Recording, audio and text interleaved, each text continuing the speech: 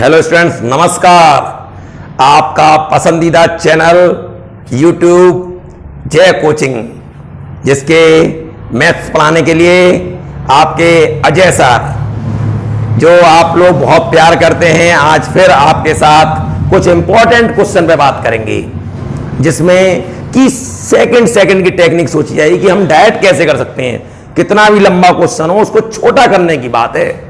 आपको अपने माइंड को सोचना है कि किस प्रकार से हम नए नए तरीके सोच सकते हैं। ये नहीं कि हम ट्रेडिशनल तरीके हम पूरा किस प्रकार से करेंगे, नहीं, आपको सोचना है और आप ही सोचेंगे।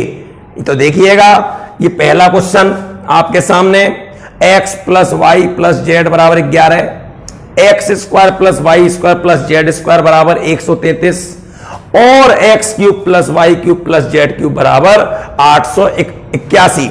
तो घनमूल एक्स वाई जेड का मान होगा, यदि आप इसे फॉर्मूला लगाएं, X plus Y plus Z का होल क्यूब, बहुत बड़ा क्वेश्चन हो जाएगा। अब इसी में देखिएगा, इसका तरीका छुपा हुआ है। यहां पर देखिएगा, इन तीनों एक्स वाई जेड का योग 11 है। अब एक्स वाई जेड का योग यदि 11 है, तो एक्स वाई जेड जब आप अलग अलग संख्याएं मानेंगे तो बहुत से तरीके हो सकते हैं। हो सकता है 0 मान लें, 1 मान लें और यहां 10 मान लें। हो सकता है माइनस में मान लें आप, माइनस का 10 प्लस का 20 और फिर 1, फिर भी 11 है। लेकिन ऐसे तो तरीके सोचते हैं कि बहुत सारे तरीके हो जाए। इसी प्रकार यदि अब घन देखें, अब इसका घन ही इतना बड़ा है, 881 है, फिर परेशान हो जाएंगे। बात छुपती है यहां पर। यहां पर क्या लिखा हुआ है? 133, और ये क्या है? वर्गों का योग। अब यहां पर देखें आप, जब वर्ग होगा, चाहे वो माइनस का हो प्लस का ही आएगा। लेकिन घन क्या आता? माइनस का होता तो माइनस का आता। तो यहां पर सोचना आपके लिए आसान है कि वर्गों का योग कितना है? 133। अब आपने देखा, 2 का वर्ग 4 होता है, 3 का वर्ग 9 होता है, 4 का वर्ग 16 होता है, 5 का वर्ग 25 होता है, 6 का वर्ग 36 होता है, 7 का वर्ग 49, 8 का 64, 9 का 81, 10 का 100, 11 का आप कहेंगे 121, 12 का 144। अब ये तो होगा नहीं, क्योंकि यहां पे 133 ही है। क्योंकि वर्ग जब होता है तो उसका किसी संख्या का वर्ग करने पे नेगेटिव आ नहीं सकता कि इससे छोटा हो जाएगा, नहीं हो सकता। अब 121 हमें लाना है 133। अब आप इसमें देखिए, किन का योग करने पर 133 हो जाएगा, हमें तो ये देखना है। ये आपकी नजर तेज होनी चाहिए कि योग कितना आ जाए, वर्गों का योग 133। अब वर्गों का योग 133 आने का तरीका यह है कि दो, यहां पर देखिएगा, यदि आप इन दोनों को जोड़ें, आप ऐसे जोड़ते रहें तो परेशान हो जाएंगे। अब यहां पर आप देखिए, खुद बताइए कि कौन सा 133 आ जाएगा। अब 9 और 4 13 जोड़ा, 13 में अब कितना जोड़ें कि 133 आ जाए? 3 है लास्ट में, 3 है, तो यदि हमारे पास सम होगा तभी विषम आएगा। अब सम जोड़ू 6, 3 और 6 9, नहीं आ रहा, हमें तो 3 चाहिए। अब यहां पर देखा हमने, 6 और 6 12 और 1 13 आ रहा है 3। तो इन तीनों को जोड़ के देखें आप, 16, 36 और 81, कितना आ गया? 1 और 6 7 और 6 13 का 3, 1 हासिल। 8 और 1 9 और 3 12 और 13, बिल्कुल 133 आ रहा है। आपने पकड़ लिया बात को। इसका मतलब वर्ग क्या क्या है उनके? 16, 36 और 81। अब इसका वर्गमूल लें आप, वर्गमूल क्या है? प्लस माइनस 4 प्लस माइनस 6, अब प्लस माइनस 9। यह सोचना है आपको। अब यहां पर इन तीनों में बात हो गई छोटी सी। अब इन तीनों का योग करिए कि जिससे कि 11 आ जाए। अच्छा, पॉजिटिव लें नेगेटिव लें, अब ये सोचना है आपको। यदि 6 और 4 दोनों पॉजिटिव ले लिया, 6 और 4 यदि पॉजिटिव लिया, 10 हो गया। 10 में यदि 9 को जोड़ूं तो 1 बचे, 19 हो जाएगा, नहीं आ रहा 11। 10 में से 9 को घटाऊं, नहीं आ रहा। अब तीनों को जोड़ रहा हूं तब भी काम नहीं चल रहा। अब फिर मैं 2 को देखूंगा किसी को कि 2 प्लस में 1 माइनस में हो जाए। 9 और 6 15, 15 में से 4 गए, 15 में से 4 गए, 11 आ रहा है। तो इसका मतलब 1 - 4 हो गई, 1 प्लस की 6 हो गई और 1 प्लस की 9 हो गई। अब यहां पर ध्यान दीजिएगा, ऐसा नहीं है कि x ही -4 होगा, इसको आप आगे पीछे लिख सकते हैं। x का मान 9, y का मान -4 और z का मान 6, आप कुछ भी आगे पीछे लिख लें। अब इनके वर्गों का योग चेक हो गया। यदि आप चाहें तो इनके घनों का भी चेक कर सकते हैं। घनों का चेक करने के लिए देखिएगा, क्यूब वाले को भी चेक कर रहे हैं। -4 का क्यूब प्लस 6 का क्यूब प्लस 9 का क्यूब, 4 चौक 16 चौक 64, 216, 729। देखिएगा 9 में से 4 गए 5, 12 में से 6 गए 6 और 6 प्लस 216 और 6 5 11 का 1 हासिल, 6 और 1 7 और 1 8 और 6 और 2 8। अब मैं आपको चेक करा रहा हूं, जब दो चीज कंडीशन सही है तो तीसरी अपने आप होगी। टाइम नहीं लगाना हमें तो डायरेक्ट करना है। अब मान किसका निकालना है? घनमूल x y z। घनमूल x की वैल्यू कितनी है? -4, 6 और 9। अब ध्यान दीजिएगा, घनमूल अब -2 इंटू -2 लिख सकते हैं, -2 इंटू 2 इंटू -3 इंटू 3 -3 सॉरी, और इंटू, या आप एक काम करें, और भी तरीका है आपके पास। जैसे 4 है, आप 2 इंटू 2 लिखेंगे, माइनस तो है 2 इंटू 2, और ये 3 इंटू 3, और ये 3 इंटू 3, और ये 2 गुणा 3, ये रहा 6 और ये 9 ये रहा। अब यहां पर देखिए 3 बार 3 है और 3 बार 2 है, तो एक बार 3 भी बाहर आएगा, एक बार 2 भी आएगा। और जब माइनस अंदर हो तो घनमूल में माइनस बाहर आता है। क्यों? क्योंकि हम 3 बार माइनस लिख सकते हैं। माइनस का माइनस है प्लस, और फिर प्लस का माइनस है माइनस, तो हम 3 बार लिख सकते हैं इसको। तो -6, ठीक है। तो कितना आया ऑप्शन? -6। अब ये सोचने का तरीका आपको डेवलप करना पड़ेगा कि हमें ऐसा करना है। यदि आप पूरा लिखने लगे कि हमें पूरा, अब हमने तो इतनी से हो जाएगी बात, हम नहीं कर रहे चेक, हम तो सीधी सी बात देख लेंगे। और बहुत जल्दी चेक करना है आपको, तो आप देखेंगे 9 का वर्ग 81 और 9 का क्यूब 729। बस आप लास्ट वाला डेट याद रखिएगा 9, और 6 का क्यूब, 6 के क्यूब में 6 की घात कितनी भी हो, अंत में 6 जरूर आता है। ये प्लस प्लस के, तो प्लस का आ गया। अब ये माइनस का है, माइनस का 4, -4 का क्यूब कितना होगा? -64, -4। हमने खाली से देख लिया, 9 6 15, 15 में से 4 गए 11, इसका मतलब अंत का 1 आ रहा है, चेक हो गया। या इतना तो आपको याद भी रहता है। देखिएगा पिछले क्वेश्चन में 3 अज्ञात राशि थी x y z, तो 3 समीकरण थे। लेकिन यहां पर क्या है? 3 ही अज्ञात राशियां हैं a b c, लेकिन समीकरण क्या है? एक ही, और इससे वैल्यू निकालनी है। अब फिर सोचिएगा इस प्रकार के क्वेश्चन को किस प्रकार कराया जाता है। देखिए ये a² है, ये b² है, ये c² है, ये 96 है। जब इसका गुणा करेंगे तो -8 ही इधर आएगा, -8 भी आएगा, और प्लस के 16c आएंगे, बराबर 0। सबको इधर ले आएंगे। अब ऐसे क्वेश्चनों में हमेशा होल स्क्वायर बनाया जाता है, क्योंकि स्क्वायर बनना है। अब ये किसके साथ होल स्क्वायर बनेगा? इसके साथ। इसकी आधी घात है, और जब आधी घात है तो ये कौन सा हिस्सा है? 2ab वाला, तो a² -8 है, ये 2ab वाला हिस्सा है। 2ab का हिस्सा है, तो मतलब क्या है इसका?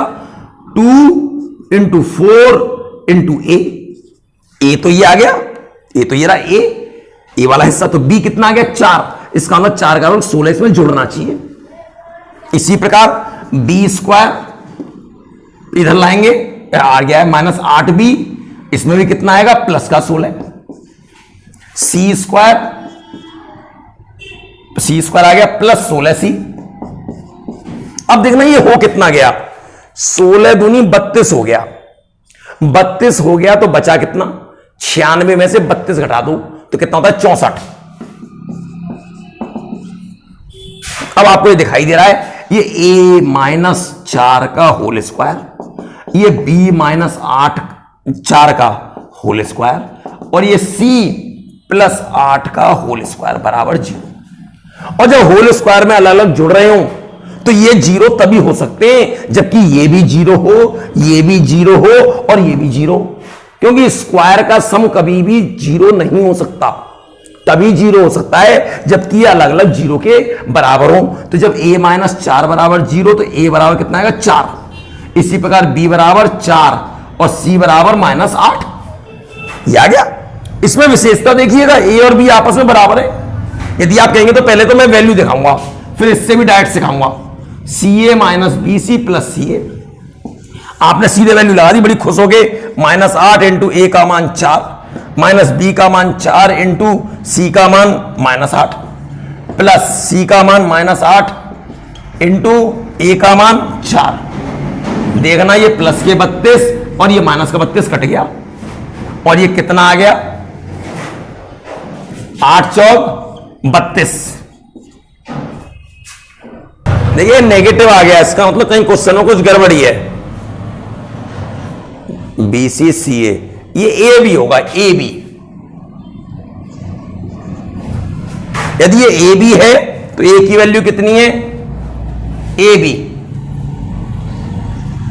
ए की वैल्यू कितनी है 4 और बी की वैल्यू 4, तो वर्गमूल कितना आएगा 16 का, बाहर कितना आएगा 4। तो ये आ गया। इसी बात को आप और भी तरीके से सोच सकते हैं। अब आपको दिखाई दे रहा है, देखिएगा, आपने कोई और तरीका आप दिखाइए। देखिएगा ए स्क्वायर प्लस बी स्क्वायर इसके गुणांक समान है कि नहीं है? 2ab वाला हिस्सा देखिए, ये 8 ही आ रहा है, ये 8 भी आ रहा है। जब ए स्क्वायर और बी स्क्वायर गुणांक भी बराबर है और उसके दुगने वाला हिस्सा भी कैसे आपस में बराबर है, जब बराबर है तो इसका मतलब क्या होगा? इसका मतलब इन दोनों के मान कैसे होंगे? बराबर आएंगे, क्योंकि होल स्क्वायर 1 से बनेंगे। इसका मतलब ए और बी आपस में कैसे होंगे? बराबर। ए बराबर बी के होगा। और जब ए बराबर बी के होगा, जब मैं यहां पे बी की ए लगा दूं तो ए सी और ए सी कट जाएगा, तो कितना मान आएगा? √ab कट रहा है, देख लो, और √ab आएगा और ये दोनों एक से, तो वर्गमूल में 1 बाहर आ जाएगा। तो इसका आंसर कौन सा आया? ए बराबर 4। इस प्रकार से आपको सोचना है, ये सोचने के तरीके हैं। यदि आप कहें तो इस प्रकार के क्वेश्चन को इतना भी ना लिखना पड़े और डायरेक्ट सोचते हैं।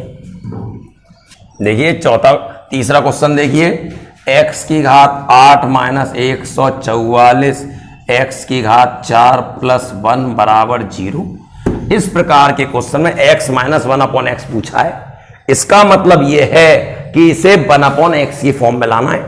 तो इसका मतलब इसमें x की घात 4 जो आधी घात है उसका भाग कर देना चाहिए। इस प्रकार के क्वेश्चन में जब यहां भाग करो तो x की घात 4, ये 1442 है, 1442 प्लस 1/x की घात 4 बराबर 0। x की घात 4 प्लस 1/x की घात 4 बराबर 1442। फिर अब इसके आगे ध्यान दीजिए, आप इसको आप क्या कर सकते हैं? एक्स स्क्वायर का स्क्वायर है, 1/x स्क्वायर का स्क्वायर है और 1/x स्क्वायर का स्क्वायर, बिल्कुल सही, प्लस 2a और b, और इसी प्रकार 1442 प्लस 2 इधर जोड़ लिए, इससे कट जाएगा, 2 इधर जोड़ लिए, 2 इधर। अब ये किसका होल स्क्वायर बन गया? X square plus 1/x square का होल स्क्वायर, और ये कितना है? 1444। अब इस प्रकार के, अब आपको क्या लेना है? इसका वर्गमूल लेना है।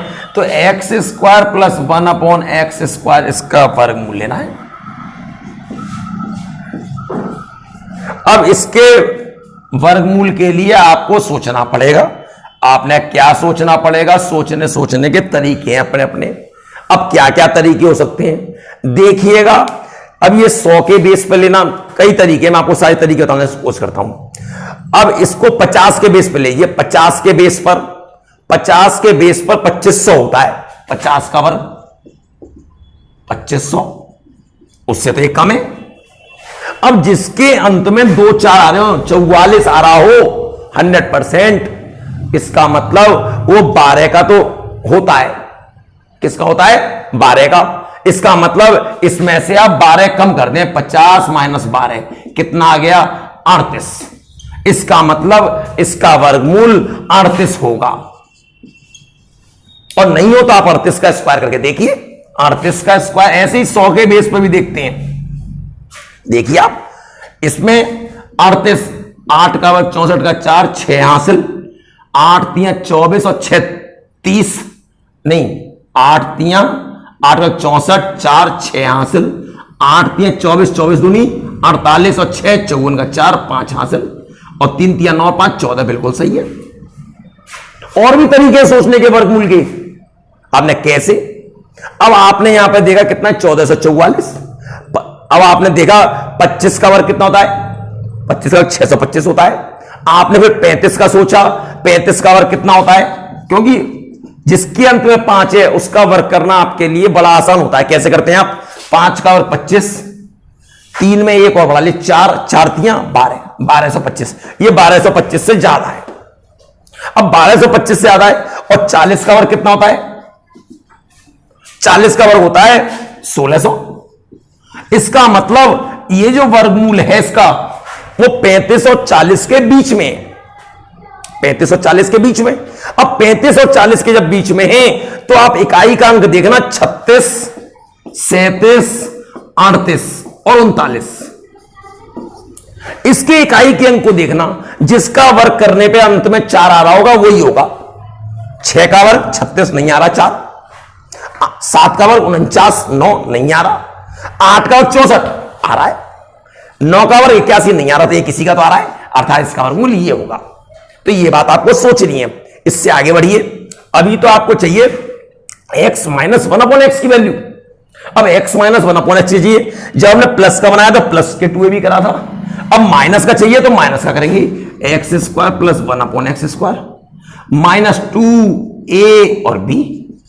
तो इधर हमने कितना घटाया 2, तो इधर भी 38 में से कितना घटाएंगे 2। ये क्या बन गया, x माइनस 1/x का होल स्क्वायर बराबर 36। तो x माइनस 1/x कितना आएगा 6। तो इसका आंसर क्या होगा 6। देखिए इस क्वेश्चन को, देखिए फोर्थ क्वेश्चन को, आप इसका वर्गमूल लेंगे तो इस फॉर्म में आना चाहिए। क्यों, एक में √2 आ रहा है, एक बिना √2 के, तभी तो a और b की वैल्यू निकलेगी, अर्थात इसका स्क्वायर रूट लेना। हमने पिछले अपने वीडियो में बता चुके हैं कि इस प्रकार का कैसे वर्गमूल लेते हैं, बड़ा शानदार तरीका आपको सिखाया था। आपने क्या सिखाया था, मैंने तो बड़ा सिंपल सा सिखाया था कि इसको देखेंगे कि 86 है ये, इसको 2ab की फॉर्म में तोड़िए, 2 कितना बचा 30√2। बिल्कुल बात क्लियर। अब हमें ऐसा तोड़ना है कि जिनके वर्गों का योग तो 36 हो। अब इसमें a और b दो टूटेंगे, तो आप ज्यादा से ज्यादा क्या कर सकते हो, 86 माइनस 2, 6 इंटू 5√2। अब ये मत सोचना 6√2 भी हो सकता है, इंटू 5 भी हो सकता है, मतलब इसको हमने तोड़ लिया, यही टूट सकते हैं। आपने 10 क्यों नहीं तोड़े, 3 नहीं 30 भी तोड़ते हैं। अरे भैया 10 का वर्ग 100 होगा और यहां 86 है, तो यहां पर देखिए थी मैं 6 का वर्ग करूं 36 और 5√2 का वर्ग करूं 55, 25 दूनी 50, बिल्कुल सही 86 आ रहा है, बिल्कुल आ रहा है। इसका मतलब a कितना हो गया 6 और b कितना हो गया 5√2। a ये आ गया, b आ गया, तो इसका वर्गमूल कितना आएगा 6 + 5√2। मैंने सिखाया ये पीछे, और ये किसके बराबर आ रहा है a माइनस b√2। a की वैल्यू आपको कितनी दिखाई दे रही है, a की वैल्यू 6 और b की वैल्यू कितनी दिखाई दे रही है -5।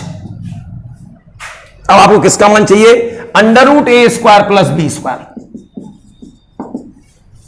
और a की वैल्यू कितनी है 6 का वर्ग 36 और 5 माइनस के 5 का वर्ग कितना आएगा 25, और ये कितना हो गया 61, और 61 8 का वर्ग होता है 64। ये बिल्कुल 8 के वर्ग के पास है, 8 के वर्ग के पास है। तो 8 के वर्ग के बिल्कुल पास कौन सा है, ये वाला है, ये तो बहुत कम है। तो ये कौन सा आंसर होना चाहिए, ये होना चाहिए। आपने कहा ना चेक कराओ। अब हम कैसे मान जाएं कि यही होगा, हमारे तो देखो आप। अब इससे पहले ऐसी संख्या देखो जिसमें 5 आता हो। आपने कहा 7.5 आता है, इसका वर्ग करो 55, 25 अभी सिखाया मैंने आपको, और एक बढ़ा लो 8, 8 8 से तो 56 और 80 का वर्ग करो। इसका मतलब ये 56 पॉइंट आ रहा है, कितना 61 है, तो इसका मतलब इसका वर्गमूल जो होगा वो 7.5 से ज्यादा होगा और 8 से कम होगा। क्यों? 8 का वर्ग होता है 64, ये 64 से कम है और 56 पॉइंट से आता है, तो कौन सा होगा? 7.8। कौन सा आंसर दिखाई दे रहा है? 7.8। अब ये नहीं कि वर्गमूल लेने लग गए, तो इस प्रकार डायरेक्ट सोचेंगे, इसका ये आंसर होगा सी। अगला क्वेश्चन ये 5वां, ये दे रखा है। अब इसको आप कैसे करना शुरू करोगे? साइन थीटा ये दे रखा है, इसकी वैल्यू पूछिए, तो आप कॉस का इधर भाग कर लोगे, आप साइन थीटा बटे कॉस थीटा लिख दोगे बराबर √3। टेन थीटा का मान कितने होता है? टेन 60 पर होता है, तो थीटा की वैल्यू कितनी आ गई? 60। अब 60 आप सब जगह लगाओगे, कैसे लगाओगे? 2 sine square 60 plus sec square 60 plus sine 60 into sec 60 plus cosec 60। आप वीडियो को ध्यान से देखते रहें, शानदार तरीका आपको दूंगा, इसका बहुत शानदार तरीका, एक लाइन का तरीका दूंगा। 2 इंटू साइन 60 के लिए होते हैं √3/2 और उसका वर्ग करेंगे 3/4। सेक 60 के लिए होते 2 का वर्ग 4, साइन 60 की √3/2, सेक 60 की 2 और कोसेक 60 की 2/√3। 2 से 2 कट गया, 2 से 2 बार कट गया, लघुत्तम आ गया 2√3। 2 से 2 कटा, √3 का इसमें गुणा 3√3। इसकी जो क्वेश्चन तो 1 है, इस पूरे का इसमें गुणा होगा 8√3, इसका इसमें गुणा होगा √3 का √3 में 3, 3 दूनी 6 और √3 से √3 का 2 दूनी 4। अब जरा ध्यान दें क्या बचा, ये कितना हो गया? 6 4, ये 11√3 हो गया प्लस 10/2√3। अब नीचे √3 छोड़ना नहीं है, तो इसके √3 का ऊपर √3 का नीचे, जब ऊपर गुणा करेंगे तो कितना जाएगा? ये 33 प्लस 10√3/6। ये आपका ये आंसर आ गया। लेकिन अब इतना लंबा तरीका यदि आप ऐसे करने लगे तो आपने सोचा ही क्या? कुछ नहीं सोचा। दिमाग कहां से एकदम चेंज होगा? हमें तो सोचना है हर क्वेश्चन पर। जब आप एक टॉपिक पर सोचना तो सब पे सोचना शुरू करोगे। यह सोचना है कि क्वेश्चन में कुछ ना कुछ दे रखा है। और मैंने आपसे कहा था कि साइन और कोस ये ट्रिग्नोमेट्री में डायरेक्ट वैल्यू देख के भी सोचना चाहिए, आंक के मान दे रखे, लेकिन जहां 1 से दिखाई दे रहा है उसे नहीं चेक करना चाहिए, वहां पर नहीं चेक करना चाहिए। मान लो ऑप्शन में tan थीटा दे रखा हो, tan स्क्वायर थीटा दे रखा हो, tan क्यूब थीटा दे रखा हो, tan की पावर 4 दे रखी हो, तो थीटा की वैल्यू कभी 45 नहीं लगानी चाहिए। क्यों? क्योंकि tan 45 का मान भी 1 आएगा, tan स्क्वायर थीटा है, tan स्क्वायर 45 का मान भी 1 ही आएगा। तो ये चीज ध्यान रखनी होती है। तो देखिए, आप कहेंगे कहां से शुरुआत करी जाए? सोचने की। सोचने के अपने अपने तरीके हैं। ये तरीका गलत नहीं है, लेकिन बहुत लंबा हो रहा है। अब सोचना ये देखिएगा, 10√3 सब में आ रहा है, तो √3 वाला तो हमें चेक करना नहीं है। हमें कौन सा चेक करना है? जो बिना रूट के है। मतलब आप उसे बोलेंगे तो क्या बोलेंगे? परमेय संख्या या रेशनल नंबर। तो हमें चेक कौन सा करना है? जो बिना करनी वाला है। तो यदि इसके नीचे तो 6 आएगा, ये कितना आ जाएगा? 5.5। ये कितना आएगा? 3 पॉइंट समथिंग आएगा, ये 10 पॉइंट समथिंग। सिर्फ हम कौन सा चेक कर रहे हैं? जिसपे करनी चिन्ह नहीं है, रेशनल नंबर, परमेय संख्या। ठीक है ना? 19/3 ये कितना आएगा? 6 पॉइंट कुछ आएगा। तो हमें यहां 10 किसका मान है? tan थीटा का मान अभी आपने करा था √3 आया और थीटा का मान 60 था। बस मैं कौन से चेक करूंगा? जिसमें कि करनी वाला चिन्ह ना आए। तो मैंने लगाया, यदि यहां पे लगाऊं 60, इसको देखिएगा ध्यान से, 60 लगाऊंगा तो √3/2 आएगा, लेकिन उसका वर्ग क्या आएगा? 3/4। करनी नहीं आ रही, 2 गुणा 3/4 लिखूंगा, प्लस 60 लाऊंगा, सेक स्क्वायर 60, सेक स्क्वायर 60, सेक 60 का मान कितना होता है? 2 का वर्ग 4। यहां पे लगाऊंगा तो कितना आएगा? √3/2। करनी आ रही है और इसका मान 2 होता है, 2 से 2 कट गया, करनी आ रही है, तो इसको मैं कुछ नहीं लिखूंगा। और यहां पे देखिए कोसेक 60 2/√3 आ रहा है, मुझे तो बिना करने वाला चेक करना है, तो इसे भी छोड़ दूंगा मैं। तो क्या आ रहा है? 2 से 2 बार कट गया और ये कितना आ गया?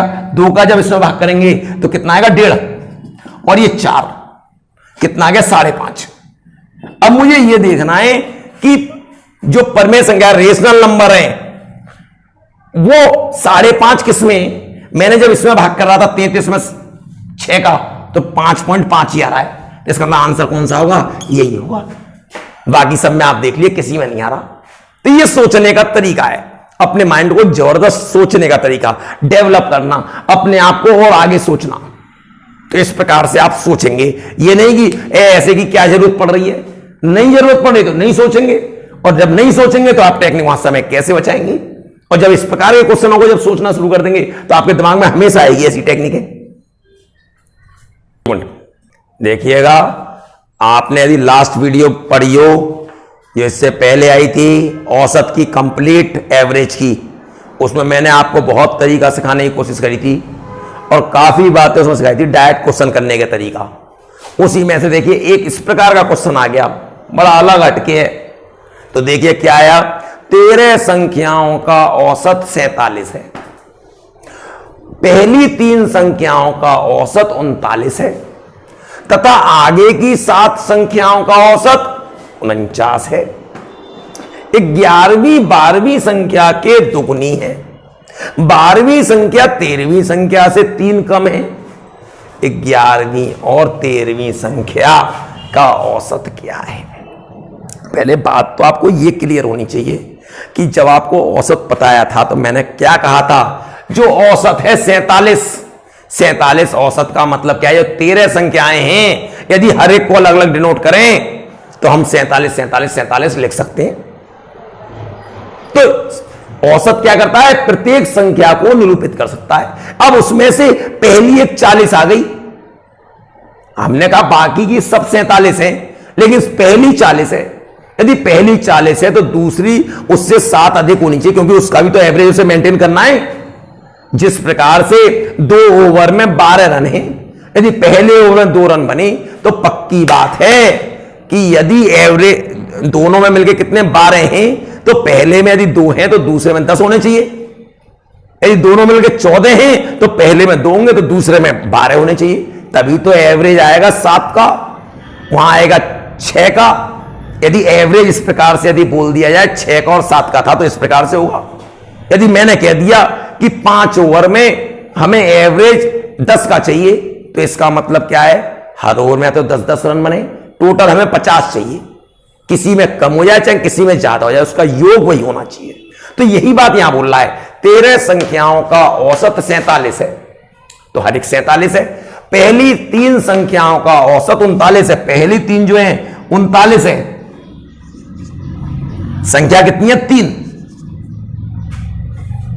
अब ये कम है 47 से कितना कम है, 47 से यदि आप चेक करें तो ये कितना कम है, 47 से ये कम है -8। तो इसका मतलब योग में कितने की कमी आ रही होगी, -8 है और 3 संख्याएं, तो संख्या में योग में जो कमी आ रही होगी -24 की आ रही होगी। अब क्या कहता है, अगली 7 संख्या 49 है। अब अगली 7 संख्या का औसत कितना है, 49 है। इससे कितना बढ़ गया, 2 बढ़ गया, लेकिन संख्याएं कितनी है, 7। तो योग कितना बढ़ रहा है, योग कितना बढ़ रहा है, 7 दूनी 14। यदि इन 10 संख्याओं को देखो तो योग में कितने का अंतर आ रहा है, -10 का आ रहा है, -10 का आ रहा है और 10 संख्या हो चुकी है। तो इसका मतलब आगे की जो संख्याएं हैं वो उस योग को कंप्लीट करेंगी, अपना तो बनाएंगी, लेकिन इनका 10 और चाहिए उनको। तो देखिएगा अब क्या कहता है, 11वीं संख्या जो है, 11वीं संख्या जो है वो क्या है, 12वीं संख्या की दुगनी है, 12वीं की दुगनी है। तो इसका मतलब यदि ये x है तो ये 2x है। फिर क्या कहता है, और 13वीं संख्या 12वीं संख्या 13वीं संख्या से 3 कम है, 13वीं से ये 3 कम है, तो इससे 3 ज्यादा है, इसका मतलब x + 3 है। तो 11वीं और 13वीं का एवरेज चाहिए, 11वीं और 13वीं का औसत क्या आएगा, 11वीं को जोड़ो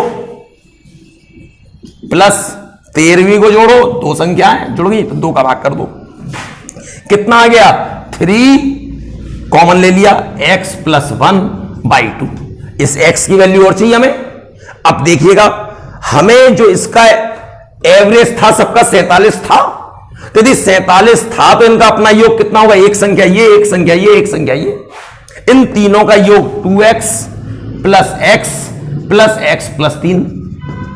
यदि यहां पर योग शून्य हो रहा होता इन दोनों का, तो ये बराबर किसके होता? 47 गुणा 3 के होता। एवरेज 47 का, तो हर एक 47 47 47 होगी, लेकिन इसको ये योग भी पूरा करना है। कितने का अंतर है? माइनस के 10 का। माइनस के 10 का है तो इसका मतलब 10 से ज्यादा बनाने पड़ेंगे, प्लस 10। और 47 कितने होते हैं? 141। 4 तिया 12 और 7 21 बिल्कुल, प्लस 10 कितना आ गया? 151। मतलब इनका योग कितना आ गया? 2x प्लस 2x और एक x 3x और एक 4x प्लस 3, और 4x वाला कितना आ गया? 3 को इधर ले गए, कितना आएगा? 148। अब x वाला कितना आ गया? 4 तिया 12, 4 7 28। x का मान कितना आ गया? 37। x के लिए 37 आ गई। 37 यहां आप लगा दें, 3 37 प्लस 1 बटे 2, 37 और 1 38, 38 में 2 का भाग करेंगे 19, 19 तिया 57। यह बात आपको सोचनी है। जब एवरेज कराया गया तो आपको यह समझाया गया कि एवरेज का मतलब कहता है हर संख्या उतनी ही होगी। यदि एक कम है, 2 का एवरेज यदि 6 है, 2 संख्याओं का एवरेज 6 है, तो अब दोनों का 6 होने चाहिए। यदि एक के पास 3 है तो 6 12 होने चाहिए, दूसरे का 9 होने चाहिए, तब जाके वो योग आएगा। वो इसी तरीके से ये अप्लाई कराए। फिर आप विचार करिएगा, फिर एक इंपॉर्टेंट क्वेश्चन की और आएगी आपकी, उसमें और देखिएगा और अच्छे अच्छे क्वेश्चन आएंगे।